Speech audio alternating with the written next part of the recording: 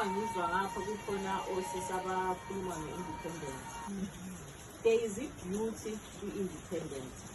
Mina ngi-advocate ye-independence kubantu besifazane. Lalela. Ubaba wami wayeyi-advocate ye-independence kubantu besifazane.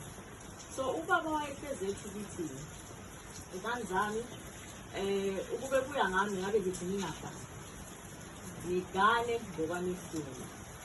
Into engifuna niyenze ukuthi nifunde nizithumele ukuze noma nithi ngigana ningagani ngoba nakho nibe nisinkwa sakho.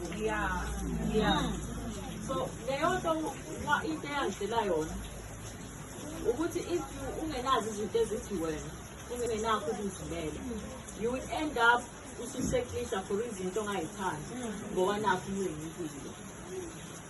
Right, so manje uma siya nge-point ye-independence kunale life ephospherayo ku-social media abakhulume ngoma-vacation sibelele ngo-February 14 njengoba kade idlula abantu bephosta ama-present abo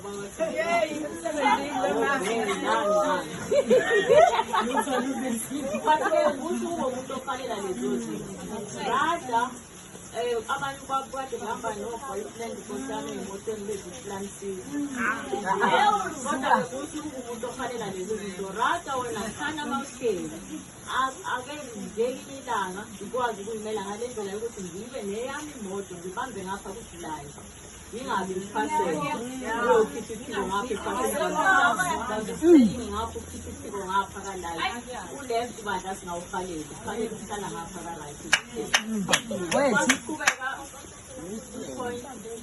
ye-independence again ukubabona uma bephosta ama-vacation wena lwela ama-vacation kuzoyikhipha lalela dokotela umela nkosi yami ku-exact uyabona le pholi zokuyimele ayinike ngalutho iyimele uma uwumuntu kubalulekile ukuthi uyimele.